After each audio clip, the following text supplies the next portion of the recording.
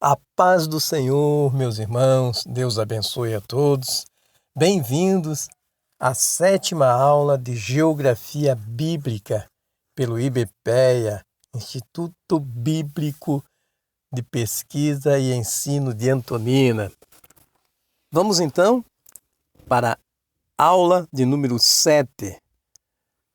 Paramos então em Gênesis, no capítulo 39, quando José já está no Egito, foi vendido para Potifar. E lá na casa de Potifar ele trabalha duro e é bem visto.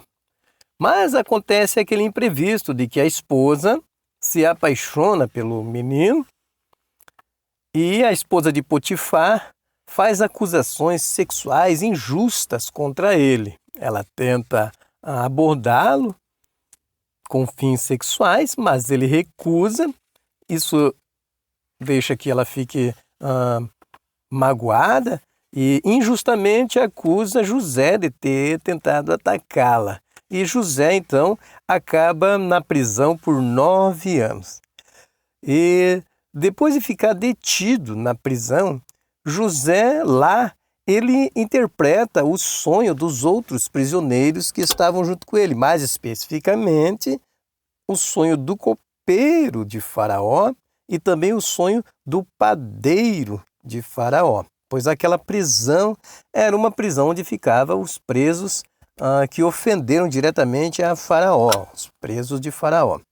A narrativa bíblica diz que os sonhos que José interpretou se cumpriram integralmente, pois o padeiro foi morto e executado pelo crime que cometeu e o copeiro foi perdoado por Faraó. 2 anos depois, Faraó teve uma série de sonhos e o copeiro, que havia sido perdoado, lembra que José interpretou o seu sonho e então avisa a Faraó sobre essa situação e José é devidamente chamado para interpretar os sonhos do Faraó. José interpreta os sonhos como um aviso de fome severa e explica para Faraó que após 7 anos de boas colheitas isso vai ocorrer, essa fome. Serão 7 anos, assim como os 7 anos de boas colheitas acontecerão. José, então, é encarregado de controlar toda a agricultura do Egito. Isso aconteceu por volta de 1670 a.C. E com essa incumbência, José, então, constrói armazéns para se preparar para os devidos 7 anos de fome que ele mesmo previu através do sonho do faraó. Com essa situação, José é nomeado vizir, ou seja, uma espécie de primeiro-ministro do faraó. E provavelmente esse faraó era Amenemhat III. Ele foi o faraó mais bem-sucedido do Reino Médio. Em consequência dessas situações, José se torna uma das pessoas mais poderosas no Egito. Ele recebe vestes finas, uma corrente de ouro e também recebe uma esposa. E essa esposa era filha do sacerdote do templo do Deus Sol, o Deus universal Atum-Ra. Mais tarde, esse Deus foi chamado de Hélio pelos gregos. Por isso, nós vemos a cidade de On-Heliópolis, no Egito. Tradição judaica vai contar, em alguns casos, muitos têm divulgado até esse dito, esse conto da tradição judaica, de que essa esposa que José recebeu de Faraó é a filha de Potifar, que mais tarde mudou de sexo e foi ser sacerdote de On, na cidade de On, sacerdote de Atum-Ra, e se apaixonou por José também, por isso trocou até de nome, se chamando Potífera. Mas isso é uma especulação, isso a gente não pode contar como certo, porque é uma especulação. O que a gente conta como certo é a narrativa da Escritura Sagrada, que diz que ele recebeu essa Asenat Paneia do sacerdote de um chamado Potífera. A coincidência é que um chama Potifar e outro Potífera. Não tem nada de anormal nessa narrativa e são dois personagens diferentes no ponto de vista que a gente entende. Então, para nós que nos atemos à narrativa bíblica, essas histórias, essas especulações não passam disso mesmo, especulações. O que nós sabemos com certeza e o que interessa para nós, estudantes de geografia bíblica, é que o Egito de José, isso por volta de 1660 a.C., ele estava sob o governo do faraó Amenemhat III e já era um reino muito próspero e poderoso por 15 séculos. Então, quando José foi nomeado vizir, ou seja, o primeiro-ministro, isso por volta de 1670 a.C., sob uma sucessão de 12 dinastias faraônicas. Ou seja, quando José assumiu, já tinha passado cerca de 12 sucessões de dinastias faraônicas. A inundação anual do Rio Nilo foi usada ao longo dos séculos para transformar as férteis terras baixas do delta do Nilo numa espécie de celeiro do Egito. A prosperidade e o poder absoluto dos faraós se refletiam nas incríveis obras de construções, e essas construções eram realizadas por milhares de trabalhadores mal pagos. A grande maioria eram escravos, mas os artesãos eram qualificados. Quase 1000 anos antes, durante a quarta dinastia, em 2500 a.C., as 3 grandes pirâmides, as famosas pirâmides de Gizé, foram construídas pelos faraós Khufu, Khafre e Menkaure, cerca de 230 anos antes de José, ou seja, em 1900 a.C. O faraó Amenemhat I construiu a nova capital em Ichaue, em Fayum, no Baixo Egito. E apenas recentemente, que daí no caso é o faraó Amenemhat III, começou a construção de 2 novas pirâmides, que são as pirâmides de Dahshur e Hafara. Como vizir, José teria supervisionado a manutenção do extenso sistema de canais que irrigavam o Egito e que assegurava que as águas da enchente anual do Nilo regassem os campos onde eram plantadas a cevada e o trigo, os cereais que eram cultivados para produzir os 2 principais alimentos básicos do Egito, que são, naquela época, o pão e a cerveja. Naquele tempo, ele teria então cobrado imposto dos fazendeiros do Egito e assegurado uma receita, uma contribuição contínua das minas de ouro reais que ficavam um rio acima, na Núbia. A oeste do Cairo, do atual Cairo, hoje, os visitantes modernos podem ver as grandes pirâmides de Gizé, que já existiam há mais de 1000 anos antes da época de José. Perto do oásis de Fayum, a 50 quilômetros ao sul de Gizé, os visitantes podem explorar o complexo da pirâmide Amenemhat III, em Hafara. Foi construído para abrigar os restos mortais do faraó que provavelmente nomeou José para o posto administrativo mais importante do Egito. Então, é nessa pirâmide que está o faraó que nomeou José como vizir do Egito. É interessante. Aqueles que têm o privilégio de viajar para lá podem ver isso pessoalmente. Nós só podemos ver pela internet mesmo. Enfim, as colheitas bem-sucedidas na Terra Negra do delta do Nilo dependiam das inundações anuais do Nilo. A inundação, que transformava os solos de vermelho deserto estéril em argila negra e fértil. e ela depositava uma lama negra rica de humus que enriquecia o solo da área do delta. A inundação anual era tão importante para a agricultura que o ano egípcio era dividido em 3 estações. Akhet, que era a época da inundação de junho a setembro. Peret era a época do plantio e cultivo de outubro a fevereiro. E Shemu, a época da colheita de março a maio. Observar essas enchentes do Nilo era de muita extrema importância, porque a prosperidade do Egito dependia da administração bem-sucedida dessas inundações do Nilo. E o faraó e o seu vizir deveriam estar atentos a isso, principalmente o vizir, que agora era o responsável, José, que agora é o responsável dessa situação. Durante a época do faraó Amenemhat III, que nomeou José, um canal artificial foi construído para ligar o rio Nilo até a bacia de Fayum, a uma curta distância ao sul de Mênfis.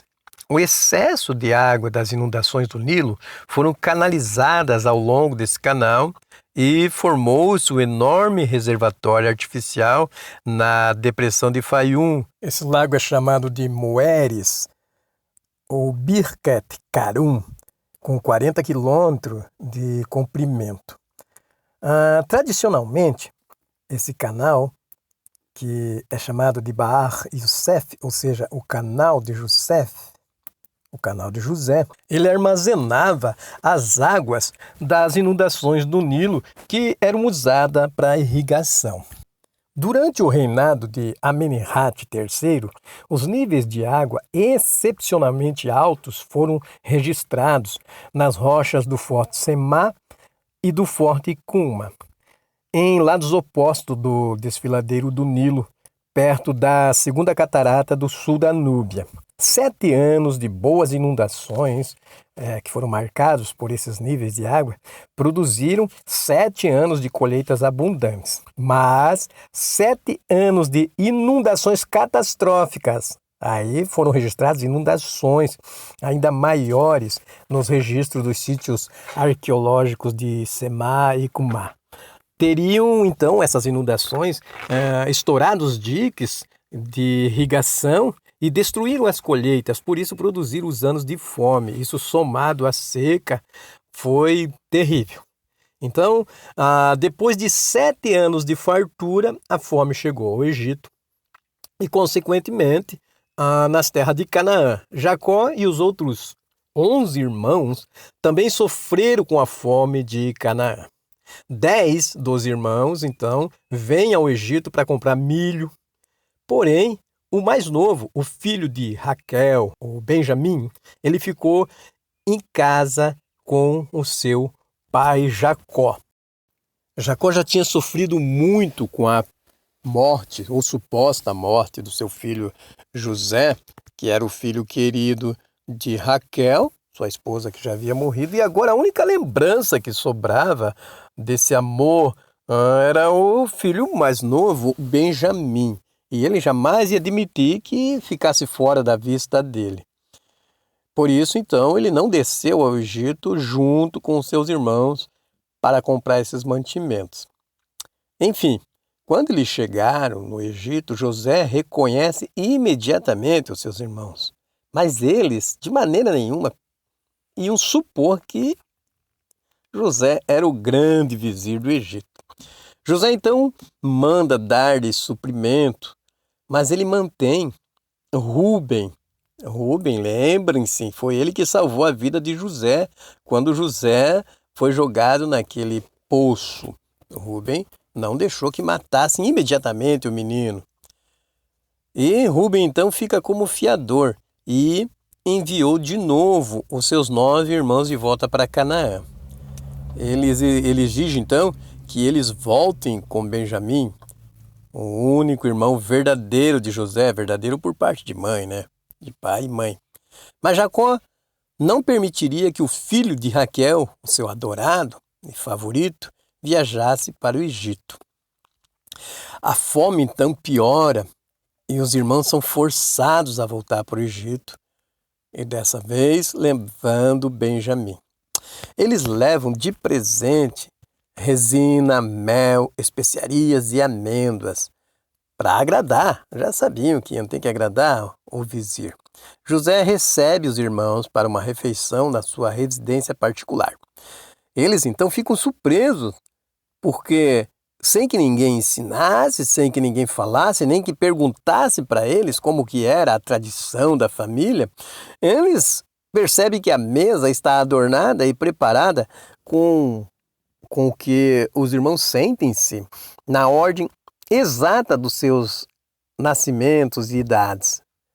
José manda os irmãos de volta para casa com mais grão, mas quando eles saem, estava escondido dentro de uma das sacolas de mantimento uma taça de prata, e essa taça era uma taça especial da casa de José, da casa do vizir para eles, né? A descoberta desse saco trouxe mais tristeza ainda, porque estava no saco que Benjamim transportava.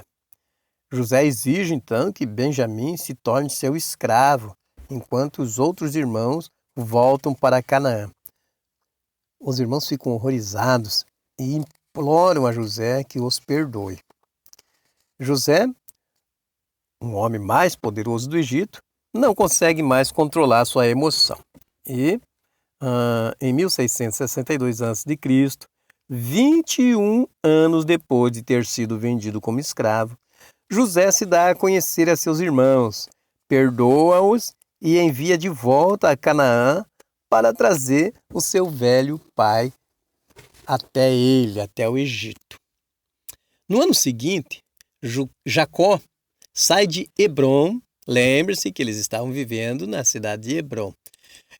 Jacó, com mais 70 membros de sua família, chega a Bérseba. De Bérseba, Jacó e sua família partem para encontrar com José no Egito. José encontra o seu pai Jacó na região de Gozém, Pagezém, que é a moderna Facuz, no delta do Nilo, por volta de 1660 a.C.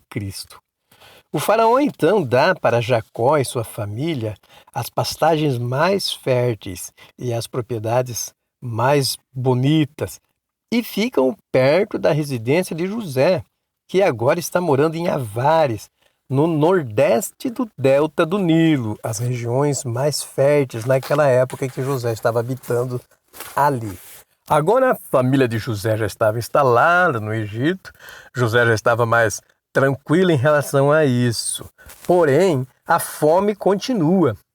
Com isso, José compra todo o gado e terras do Egito em troca de grãos, tanto para a população do Egito quanto outras populações que procuram. Ele garante, então, que a prosperidade futura do faraó continue aumentando, porque ele introduz um pagamento em espécie para quaisquer novas sementes que ele forneça. Com o passar do tempo, Jacó acaba adoecendo. E sabendo que vai morrer em breve, ele conta para José sobre aquele sonho que ele teve lá em Betel, na cidade de Luz, que ele chamou de Betel. Está em Gênesis 28, versículo 13. E ele conta também como Deus fez uma aliança com ele e prometeu abençoar Jacó, que agora são os filhos de Israel. E ele conta isso para José, e José sabe que ele é o filho querido.